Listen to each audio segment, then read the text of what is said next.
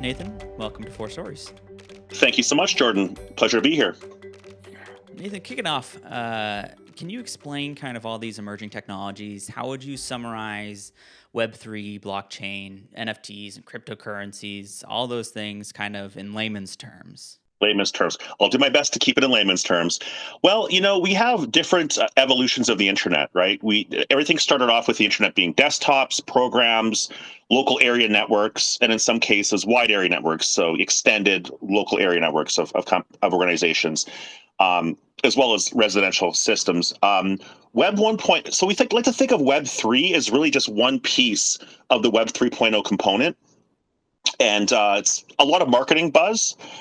So Web3 proponents, in my opinion, they limit their definitions to the evolution of the data layer of it. So they only talk about, blockchain and DeFi, and those kind of things and NFTs. But it's only one subsect of it. Actually, if you looked at it, the Web 3.0 architecture, it extends to virtual reality, mixed reality, augmented reality, like you get with the Google glasses, which are interesting. As well as artificial intelligence. So, think of it like there's three different sections of it, but blockchain technology, Web3 is only one part of it, and then of course you get into NFTs. So I'm sure your listeners have heard NFTs used in the use case of art, being everything from Sotheby's selling NFT technology or NFT art, which effectively is an image that has some data in the back end, a blockchain recording that can track ownership. And then there's other areas. I won't get into the IPFS side of things, but that's basically another way of storing that data and having an immutable record with a timestamp and all of that behind an image. And then, of course, you have all these creative artists who created NFTs, non-fungible tokens. And so really, they're basically cryptocurrency assets on a blockchain with the unique identification codes that distinguishes them from each other. Unlike cryptocurrencies, Jordan and listeners, they can't be traded at an exchange equivalency. So, of course, they can be exchanged on NFT markets and that kind of thing. But really, they would be only they'd be traded as NFTs, for cryptocurrency. They could be sold for a higher amount, and sometimes, I guess, in some cases, a lower amount, but it wouldn't be a one-for-one value. So it's a bit different. It's non-fungible tokens versus fungible tokens. Gotcha. In some cases, and my company, Ubiquity, we've been really looking at pragmatic approaches to this technology. When we started the company 6.5 years ago, we were looking for real use cases with blockchain tech. Started with parallel recording. Did other things. We've been spending out to tokenization as well of property, and some of the things that we're actually working on right now with one of our infrastructure partners out of Silicon Valley is called Real Items. And they actually have what's called fidgetals. It's kind of a cute marketing term, but it effectively allows them to put either a QR code or a technology called NFC or near field communications. And your listeners would probably know that by, your Visa or MasterCard that has the tap capability. And so being able to take those physical items and turn them into non-fungible tokens. And so some of the use cases we've thought of are like title policies on the blockchain and with digital items, maintenance records, industrial water heaters or air conditioning systems, things that have records but are not stored in a proper manner. I mean, I'll give you an example. I have an industrial air conditioning system by Honeywell, and the maintenance records are kept on a piece of cardboard in my home. And then the company has it stored on some centralized database. Well, those records can be falsified, lost, hacked, modified by a third party. Whereas NFTs and blockchain technology would mitigate, the chances of that kind of fraud happening or loss of data. Yeah, I think you summarized blockchain really well there too. And so NFTs is a big topic right now. All of these things really are making headlines across the real estate sector. Proppy just actually announced today that they have a second property that they are listing as an NFT. that they are putting on the market. They were also like the first one, at least to my knowledge, in the United States to accomplish a sale like that. That's Um, right. Yeah, absolutely. And we're good friends with Natalia and Michael Arrington, founder of TechCrunch. He's obviously he put some of his property up in Kiev, Ukraine, as an NFT to mhm. showcase the power of blockchain technology in real estate. So I we saw that. commend them. I think that they've taken an approach that's interesting. Certainly, with approach with home ownership with NFTs.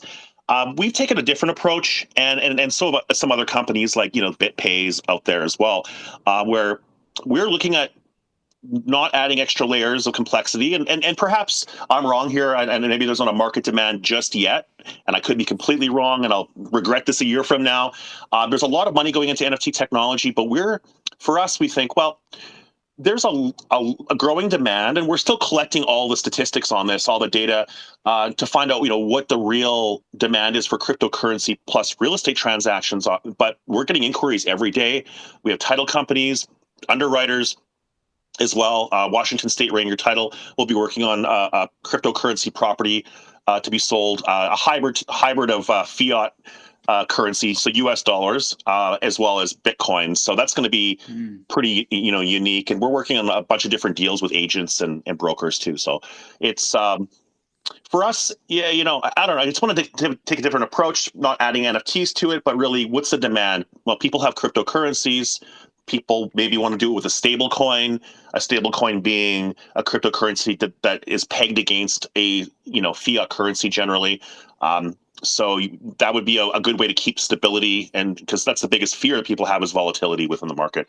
You sell your Right. home, the Bitcoin. Imagine selling your home, and then the Bitcoin price just And that's goes up. right. That's what happened too. I remember I think it was like 2 days later after this one property was sold, the price of Ethereum, at least the Ethereum that they had went down like $60,000. So you're like taking something that's already a volatile investment and introducing even more risk into the transaction. Absolutely. Yeah. And we mitigate that. I mean, we mitigate that through our payment processors. So we use, we're white labeling a couple payment processors, and they've allowed us to be able to take regular cryptocurrency and then lock it in. Hmm. But we generally try to push our customers to use stable coins.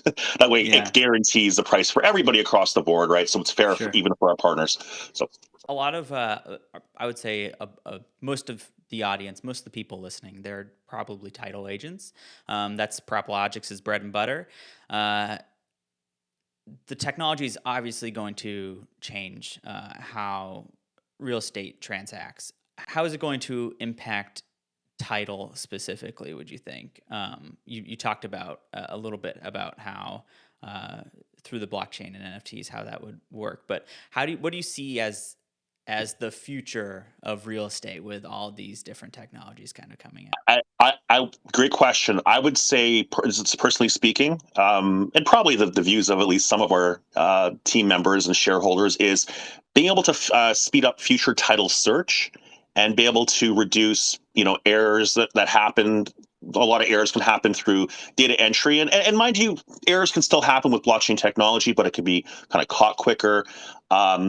Being able to, I think, not reduce jobs within county recording offices, but probably up the skill sets of people who are working there with this technology. But I think the biggest one that comes to mind is being able to speed up future title search, being able to get around having to use some of these data brokers that companies use, like Data Trace and others, where do you really own that data? And then it could be, I'm not saying anything bad against Data Trace and First American, but there are companies out there that they can kind of control that market, and then they control the flow of information, and being able to build out something with blockchain technology and NFTs, and being able to go back to historical records, not just for new titles, but going back historical data, say 10, 15, 20 years, particularly when it comes to using more affordable blockchains, that Ethereum would be just so cost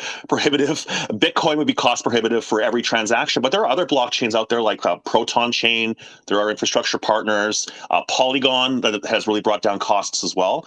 That could help not just for new titles or clean records of ownership, but being able to go historical. And I think that will help reduce fraud. It could help speed up title search and make things. I'm always looking like small efficiencies that are added over time will really make a big difference in the long term. Yeah. How can someone? There's so much information about these. Even trying to summarize some of these different types of technologies is really difficult.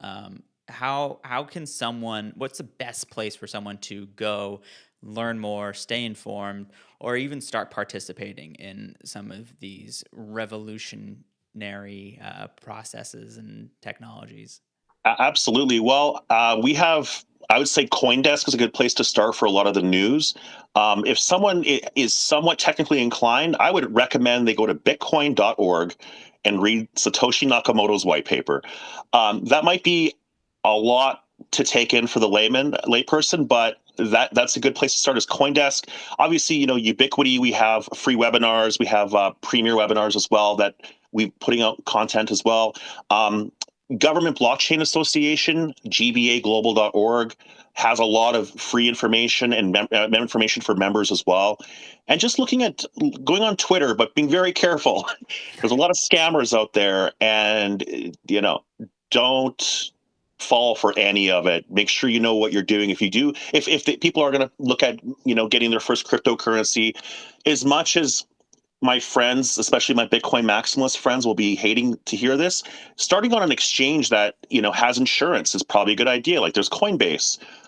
There are other exchanges out there that they could get started on, but they have to realize that if you don't own if you don't have your private keys, you don't truly own that crypto. So try to trade it and then get off of it and store your own cryptocurrencies. You could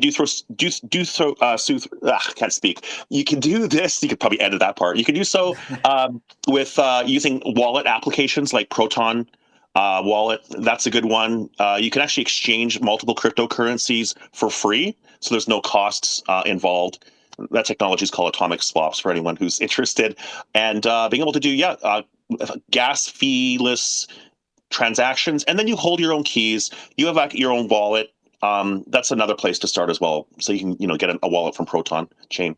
Nathan, it's been really good chatting, and I think that you have really helped clarify a lot of what's happening. And obviously, I think it's safe to say if anyone has any further questions, they can reach out to Nathan Wosnack on LinkedIn. He's pretty active.